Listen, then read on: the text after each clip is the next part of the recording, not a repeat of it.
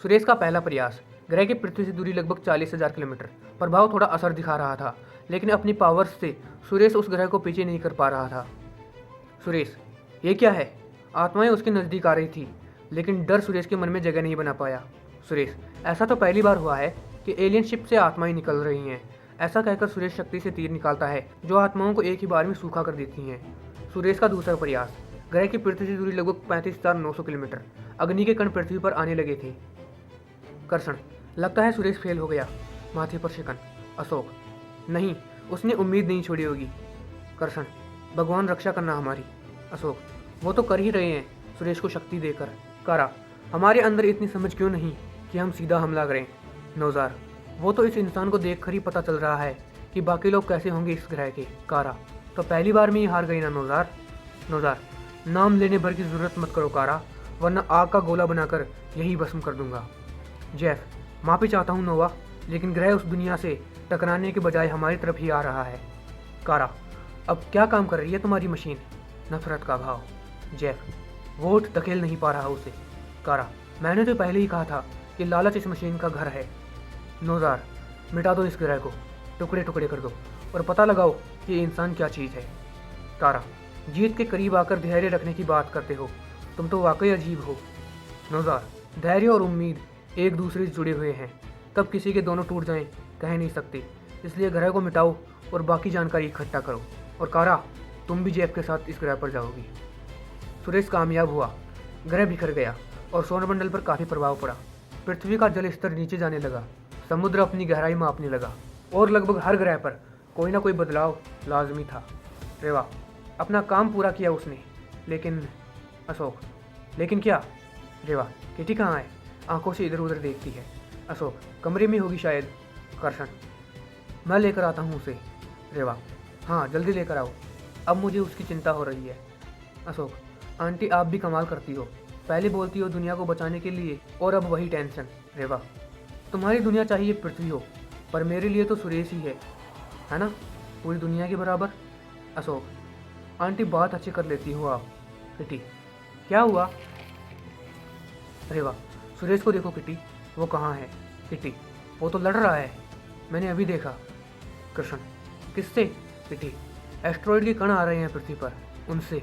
रेवा, उनसे लड़ेगा कैसे पागल, वो ठीक तो है ना? किटी, हाँ। रेवा, अशोक और कृष्ण, तुम दोनों तैयार रहना। कृष्ण और अशोक साथ में। क्यों? रेवा, उसे चोट तो आई होगी ना? कृष्ण हंसता है और कहता है उसके पास पावर्स हैं और वो कोई बच्चा नहीं है। रेवा, मेरे लिए तो है। कृष्ण, चलो किटी, सुरेश के बारे में बताओ, अब कहाँ है? किटी, घर आ रहा है, हम बच गए। कृष्ण, तुम तो वैसे भी नहीं मरती किटी, बस तो हम लोग गए। रेवा कृष्ण को मजाकिया तौर पर हाथ से मारती है। सुरेश लौट आया है। अपनी शक्तियों पर उसे गर्व हो रहा था कि एक दो इंसान से शुरुआत के बदले पहले ही उसने बुराई के अस्तित्व को खतरे में डाल दिया। सुरेश, मैं एलियन शिप तक नहीं गया। कृष्ण, क्यों, क्या हुआ? पूरी सफाई करके आता, अब शायद फिल्मों की तरह वो हम पर अटैक करें। हंसता है। सुरेश, हाँ, खतरा अभी टला नहीं है और उसमें कोई एलियन भी नहीं। अशोक, क्या बात कर रहा है? सुरेश, मैंने डर को महसूस किया जब वो सोल्स मेरे पास आई। अशोक, सोल्स? कौन सी सोल्स? सुरेश, शायद वो उस शिप से आई थी जो मुझे रोकने का काम कर रही थी। रेवा चिल्लाकर, सुरेश देखो तुम टीवी पर हो। ओ माय गॉड, लेकिन समुद्र नीचे जा रहे हैं। टीवी में बताया जा रहा था कि कैसे अननोन पावर ने उन्हें बचा लिया, मगर कैप्लर ग्रह के फटने से ज़मीन और पानी का स्तर बदल गया था। ज़मीन ऊपर आने लगी थी और पानी गहराई में जा रहा था। सुरेश, ये उनकी सोची समझी चाल थी, अपनी ही पैर पर कुल्हाड़ी मारी है हमने। अशोक, लेकिन तुम्हें कुछ तो करना था और बचा लिया ना तुमने दुनिया को। सुरेश, दुनिया जैसी है उससे तो यही लगता है कि मुझे उस ग्रह की डायरेक्शन बदल देनी चाहिए थी। रेवा, जो हो गया सो हो गया, अब इतना भी नेगेटिव मत सोचो, बुरा असर होगा। कारा और जय पृथ्वी के वायुमंडल में आते हैं। कारा गहरी सांस लेती है। क्या दुनिया है, मगर खुद को बचाने के लिए केवल शक्ति स्रोत का ही सहारा है इन्हें। जैफ, तुम उस इंसान के पीछे जाओ, मैं इस दुनिया को देखता हूँ। कारा हंसती है। तख्त तुम्हारा नहीं है जैफ, भूल मत जाना। और अब असली कहानी शुरू होगी। 3 सीजन, 200 एपिसोड और अस्त्रा एक्स यूनिवर्स का फेज 1। नौजार के पृथ्वी पर हमला करने से 13 साल पहले की बात है। नौजार बाकू ग्रह का एक साधारण आदमी था। पृथ्वी की तरह ही पानी, वातावरण, लेकिन वायुमंडल में काफी फर्क होने से ग्रह काला पड़ चुका था। उम्र बढ़ चुकी थी। बाकू मर रहा था। राजा के उत्तराधिकारी के तौर पर जेफ अगला सम्राट था, लेकिन हालातों और भुखमरी के बीच हुए षड्यंत्र ने जेफ को तख्त से तो उतारा ही, मगर नौजार जैसे राक्षस का युग भी शुरू हुआ। कई महीनों बाद शक्तियों का बुरा क्रम, लालच, लोभ या माया, जेफ ने मशीन बनाई और फिर शुरू हुआ नौजार का ब्रह्मांड से ब्रह्मांड तक का सफर। घटती उम्र और खत्म होती प्रजाति को उसने शक्ति स्रोत से बढ़ाया और बचाया, लेकिन आज 13-14 साल बाद पहली बार कोई चुनौती देने वाला उसके सामने आया था। कारा, क्या चाहिए था तुम्हें जो तुमने उस ग्रह को हमारी तरफ ही आने दिया? दिशा बदलने की कोशिश क्यों नहीं की? सुरेश, सवाल का जवाब तो तुम्हारे पास ही है। अगर कुछ अलग ही इरादा होता तो शायद तुम बातचीत करते। कारा, तुम अकेले हो, है ना? और शक्ति स्रोत भी तुम ही हो। सुरेश हंसते हुए, मैं अकेला नहीं हूँ। जब उस दुनिया को खत्म करके हमारी दुनिया खत्म करने चले, बात वहीं समझ जानी चाहिए थी। कारा, और क्या ही कर सकते थे हम, मगर मैं मौका देने आई हूँ। जीने को आगे का सफर मिलेगा और हमारे साथ आने का अवसर भी। सुरेश, शक्ति स्रोत का पता लगाते आए हो ना, तो पता लगा लो। और मैं अपनी दुनिया के लिए बना हूँ, किसी माया के लिए नहीं। कारा अपना जादू नहीं चला सकी, तो उसकी ताकत केवल लड़ने पर मजबूर कर सकती थी। कारा, नौजार आ रहा है, और याद रखना, ये केवल शुरुआत है। धीरे धीरे ही सही, शक्ति स्रोत के जरिए ही तुम्हारी मौत नजदीक आ रही है। कारा पृथ्वी के लिए अपनी पहली पावर चुनती है और सुरेश से खेल खेलने को कहती है। कारा, ये मेरा पहला खिलौना तुम्हारे लिए। खेलो और जीत जाओ। अगर हारे तो उम्मीद मत करना कि तुम वापस लौट पाओगे। सुरेश, लगता है काफी खूबियां हैं तुम में, मगर वापस तुम नहीं लौटे तो तुम्हारी प्रजाति मैं जरूर खत्म कर दूंगा। कारा हंसती हुई, उम्मीद नहीं कि फिर मिलेंगे। डार्क नाइट दिन के समय में ही छाने लगी थी।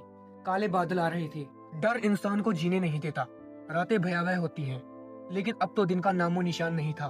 पूरी दुनिया में लोगों के मन में यदि किसी चीज को लेकर डर है तो वो उनके सामने आ जा रहा था। अपनों को खोने का डर, मृत्यु का डर और अज्ञात शक्तियों से डर। अशोक, क्या हुआ सुरेश? सुरेश, अब क्या ही बताऊं। वो एलियन शिप होने के कारण एलियन ही लाया है, और अब उन्हें मेरी पावर्स चाहिए और पृथ्वी का आंतरिक क्रोध चाहिए। अशोक, मगर क्यों? सुरेश, अपनी खुद की प्रजाति को बचाने के लिए। अशोक, यह तो बहुत बड़ी बात है कि उन्हें हमें मारकर नया जीवन चाहिए। रेवा, मुझे अजीब सा फील हो रहा है। अशोक, हो तो मुझे भी रहा है, लेकिन मैं इग्नोर कर रहा हूँ। सुरेश, ये सब इस अंधेरी रात के कारण हो रहा है। अशोक, कैसे? सुरेश, मेरी कारा नामक विच से बात हुई थी, उसी से सब जानकारी मिली। रेवा, मुझे बहुत बेचैनी हो रही है सुरेश। हम करेंगे क्या आगे? सुरेश, हमें उस ज्ञान को अपनाना होगा जो हम लोगों को उनके जीवन जीने के लिए बताते हैं। करसन, ये हो क्या रहा है? दिन के टाइम में ही रात हो गई। सुरेश, सच कहूं तो मुझे नहीं पता इससे कैसे निपटना है। पहली बार ऐसा हो रहा था। जमीन के नीचे से पानी झरने की तरह महासागरों में बह रहा था। ग्रेविटी गुम हो गई थी स्थल भाग के लिए। दूसरी तरफ जेफ ढूंढ रहा था कुछ अजीब जो इस मनुष्य प्रजाति से अलग अपना अस्तित्व लिए खड़ी हो। जेफ, नौजार की वो बातें, वो छल, सब याद है मुझे। पृथ्वी, मेरा सम्मान करो, अपनाओ मुझे। जीवन एक ऐसी प्रत्याशा जिसके दोबारा उसी रूप में आने की संभावना कम होती है। जेफ ने इसी जीवन के लिए बलिदान कर दी। अब उसकी मौत आखिरी होगी। वो दोबारा जन्म ही ना ले सकेगा।